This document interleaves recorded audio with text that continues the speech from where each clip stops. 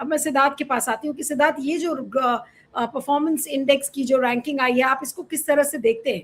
क्या ये मोदी और अदानी की पॉलिसीज पर एक रेफरेंडम है एक तरीके से, कि चाहे कुछ भी बोले, तमाम दावे कि हम ये पर्यावरण बचा रहे हैं, वो कर रहे हैं। अभी सेशल्स का अवार्ड, ये तो बिल्कुल हाल का रीसेंट अवार्ड है। बताइए, मोदी जी को ब्लू होराइजन अवार्ड मिला है, और इधर हमारी जो रैंकिंग है परफॉर्मेंस एनवायरमेंट परफॉर्मेंस इंडेक्स में, उसमें भारत विश्व के 5 सबसे खराब देशों में है। आखिर ये क्या कहता है ये अपने आप में? क्या मोदी जी का झूठ इससे एक्सपोज नहीं होता? ये यही कहता है कि कोई अमर नाम का व्यक्ति ये गलतफहमी में नहीं रहे कि मैं मरने वाला नहीं हूँ क्योंकि मेरा नाम अमर है। तो बुद्ध भगवान के समय से कहानी थी कि आप होते कुछ हैं और आपको लगता अपने आप को मैं अमर हूँ, नाम मेरा अमर है, इसका मतलब थोड़े में तो ये सब अवार्ड वगैरह मिलना कोई बहुत बड़ी बात नहीं है। तो असल में देखिए, इसमें अनिल सर ने बहुत अच्छे से इस कॉमेडी को पूरा का पूरा डिकोड कर दिया है। मैं उसको ज्यादा डिकोड नहीं करूंगा।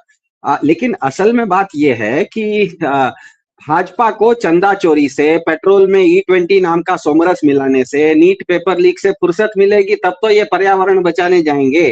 क्योंकि पर्यावरण का विषय है ना, वो थोड़ा जटिल होता है। आपने ले लिया है इसीलिए इसको संदर्भ के साथ आपको बताना पड़ेगा, क्योंकि सूद सर ने इसका टेक्निकल बहुत एस्पेक्ट अच्छा से बता दिया। उसको मैं सिंप्लीफाई करके बताता हूँ कि पर्यावरण का सीधा सीधा ईंधन जलाने से सीधा नाता होता है। जैसे खाने में नमक और चीनी दोनों चाहिए, मगर ज्यादा हो जाएगा तो जिंदगी भर के लिए डायबिटीज बीपी दोनों हो जाता है। और दिक्कत यह है कि नमक और शक्कर हम नहीं बनाते। सरकार और कंपनियां जो नमक और शक्कर हमें देंगी वही इस्तेमाल करना पड़ता है। नमक में अगर सोडियम ज्यादा होगा तो बीपी बढ़ जाएगा हमारा। कुछ हमारे पास कोई उपाय नहीं है। तो बीजेपी जब विकास की बात करती है, मतलब वो ऊर्जा जलाने की बात करती है। भारत में आज हर परिवार औसत सालाना 1.25 लाख रुपए का जैविक ईंधन जलाता है। 1.25 लाख रुपए का। एक दूसरा चार्ट बताइएगा, ये चार्ट पर तो बाद में आता हूँ। एआई का भी अभी मैं एआई को पूछ रहा था, एआई जेमिनी को। आपके हर आदमी के फोन पे गूगल के साथ एआई जेमिनी होता है, वो सर्च करके देख लीजिए। हिंदी में एक चार्ट मैंने भेजा है आपको। हर साल भारत का औसत एक परिवार करीब करीब 1.25 लाख रुपए का जैविक ईंधन खर्च करता है। जिसके पास अपनी एक 2 व्हीलर भी नहीं है वो भी औसत उतना खर्च करता है, क्योंकि उसको भी सामान उसके घर पर आता है, वो भी बस में या ट्रेन में घूमता है। आपके पास गाड़ियां ज्यादा है तो वो ज्यादा हो जाएगा। तो भारत में औसत आज की तारीख में 1.25 लाख रुपए का ईंधन हम लोग आदमी जलाता है। उसमें से केवल और केवल 5,000 रुपए का हम जला पाते हैं, जो कि आप कह सकते हैं कि वो जैविक ईंधन नहीं है, अक्षय ऊर्जा है। इसका मतलब यह है कि आप 1,20,000 रुपए का ऐसा ईंधन जला रहे हैं जिससे आपके गाड़ी का इंजन भी गर्म हो रहा है और गाड़ी से धुआं भी चल रहा है। तो सोचिए कि गाड़ी का इंजन भी गर्म होगा और धुआं भी चलेगा। तो ये दोनों चीजें देती कौन है? हमको कौन सा ईंधन यूज करना है ये हमारे हाथ में तो ये है नहीं, ये तो सरकार हमको देती है। तो सरकार का काम होता है कि हमको साफ ईंधन का मुहैया करवाए। क्योंकि दुनिया भर में जो बाकी बड़े देश हैं, जो आपके सामने चार्ट है, वो बताता है कि चीन हो, यूरोपियन यूनियन हो, अमेरिका हो, ब्राजील हो, ये सब अपनी जैविक ईंधन घटा के आज 70% पर ले आए हैं। भारत बढ़ा के आज 90% के पास चला गया है। भारत जैविक ईंधन ज्यादा खर्च करना शुरू कर दिया है, बाकी दुनिया के देश जैविक ईंधन कम कर रहे हैं। वो अक्षय ऊर्जा की तरफ जा रहे हैं, चाहे वो पनबिजली का ऊर्जा हो, हवा की ऊर्जा हो, चाहे वो ज्वार भाटा की ऊर्जा हो, इस तरह की ऊर्जाओं का, सोलर ऊर्जा हो, ये सब में चले गए हैं। तो भारत में भाजपा के आने के बाद विकास के नाम पर ये लोग क्या कर रहे हैं? कोयले का ईंधन, धुआं उड़ाने वाला ईंधन का इस्तेमाल ज्यादा कर रहे हैं, और इसी समय में दुनिया ये सब धुआं उड़ाने वाला ईंधन कम इस्तेमाल कर रही है। और ये सब का सब ठेका ज्यादातर किसको जाता है? ये सब जाता है अदानी को।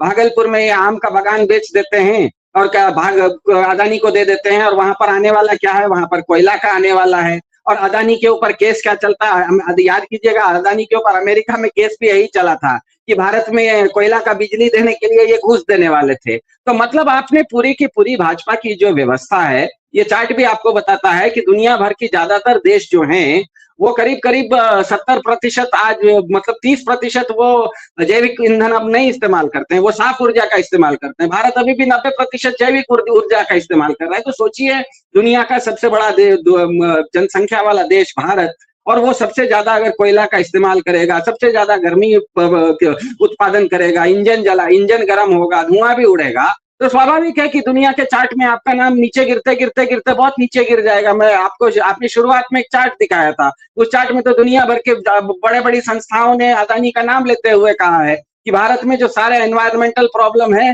भारत की पूरी जो नीति है ये अदानी की तरफ झुकी हुई है, और अदानी का पूरा जो व्यापार है वो जैविक ईंधन पर आधारित है, वो धुआं उड़ाता है। दुनिया का दूसरा सबसे बड़ा कोयला का भंडार उनके पास है, वो कोयला का जबरदस्त इस्तेमाल करते हैं। तो मेरा मानना यह है कि जिस तरह से इसको सूद सर ने बहुत अच्छे से बोल दिया, भाजपा का एक ही काम है, महंगी जमीन अदानी को कौड़ियों के भाव बेचना है, और वो महंगी जमीन अयोध्या में खरीद के भविष्य में लाभ के लिए अपने पास रखना है। यही तो करता है भाजपा वाले। करते क्या है, एकदम कौड़ियों की जो महंगी जमीन जो होती है, भागलपुर के आम की जमीन, वो कौड़ियों के भाव 1 रुपए साल के रेट पर अदानी को दे देते हैं, और अयोध्या में जमीन खरीद के, महंगा जमीन ट्रस्ट के पास खरीद के बाकी लोगों के लिए, भविष्य के लिए अपना पैसा बना। तो इनको जमीन खरीदने से फुर्सत हो, चंदा चोरी से फुर्सत हो, पेट्रोल में सोमरस मिलाने से फुर्सत हो, नीट की परीक्षा लीक करवाने से फुर्सत हो, तब तो इस तरह की टेक्निकल बातों को इस्तेमाल करेंगे।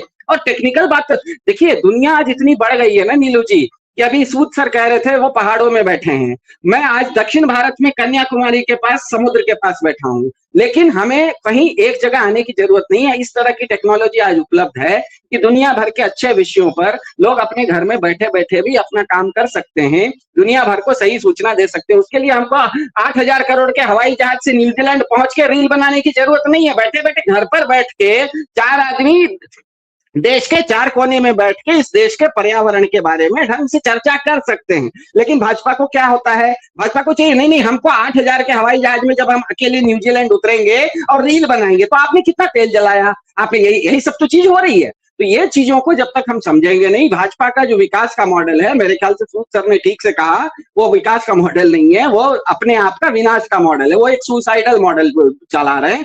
अब वो सुसाइडल मॉडल हमारे जीवन में, हमारा सुसाइड होगा या हमारे बच्चों का होगा, ये मुझे नहीं पता।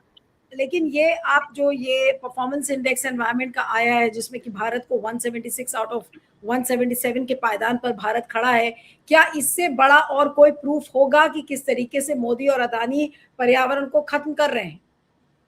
ये अपने आप में सबसे बड़ा प्रूफ है ना। ये रोज इससे बड़ा प्रूफ मैं बताता हूँ ना। मैंने आपको बताया अदानी के ऊपर जो अमेरिका में केस था ना नीलू जी, जो डिपार्टमेंट ऑफ जस्टिस का केस था, सिविल केस भी था, क्रिमिनल केस भी था। केस किस मामले में था कि अदानी ने कोयले का बिजली को बेचने के लिए, घूस देने के लिए, अमेरिका घूस उनको भारत में देना था, अमेरिका में कंपनी खोली। मतलब वो तो केस ही उनके ऊपर चल रहा है, पता नहीं क्या है। ये तो सीधा सीधा खुला खेल, मुरादाबाजी हो रहा है। तो मेरे ख्याल से जिस तरह से अंत में मैं कहूंगा, इन्होंने, अनिल सर ने कहा, पर्यावरण अगर बचना है तो पर्यावरण एक ऐसी चीज होती है कि पहाड़ों का पर्यावरण अलग होता है। मैं आज कन्याकुमारी के पास हूं, तो समुद्र का पर्यावरण अलग होता है। पहाड़ वालों को ये नहीं पता होगा कि समुद्र का पर्यावरण कैसे बचाना, समुद्र वाले को पता नहीं होता है कि पहाड़ का पर्यावरण कैसे बचाना।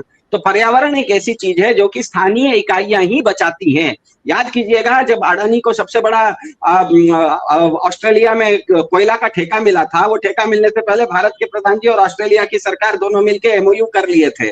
मतलब ऊपर ऊपर से सरकारों ने तो कर लिया, लेकिन वो कोयला जिस गांव में था ना, वहां की ग्राम सभा, मतलब वहां का काउंटी जो हमें ऑस्ट्रेलिया में है, जिसको कि यहाँ की ग्राम सभा बोलते हैं, उसने उस पर वीटो लगा दिया, कहा कि ये मेरी जमीन है, मेरा कोयला है, बाहर से आके नहीं दूंगा। तो आपको कहीं ना कहीं ये ध्यान में रखना होगा कि भारत में जो 74वां संशोधन संविधान का हुआ था, जिसमें हमने ग्राम सभाओं को मान्यता दी है, लेकिन मान्यता तो दी है, लेकिन उनको कोई ताकत नहीं दी है। मान्यता उनको है, लेकिन उनके पास ताकत नहीं है। जैसे मेरे घर में 11 साल का बच्चा है, बच्चा तो है, लेकिन उसकी अपनी ताकत नहीं है, क्योंकि 18 साल का नहीं हुआ है। उसका बैंक अकाउंट भी मैं चलाता हूँ, उसका फोन भी मेरे नाम से है। तो है तो वो व्यक्ति, लेकिन उसको कोई अधिकार नहीं है। तो ग्राम सभा भारत में अस्तित्व में तो है, लेकिन उसके पास कोई पावर नहीं है। पावर सारा का सारा भाजपा कहती है कि एक देश, एक सरकार, एक प्रधान, जो सब कुछ एक एक है, पावर चला गया उसके पास। उसके चलते क्या होता है कि पहाड़ों को 2 लेन का, जिस तरह से सूद सर ने कहा कि पहाड़ों में 2 लेन का रोड बस होता है और उसमें जाम नहीं लगता है,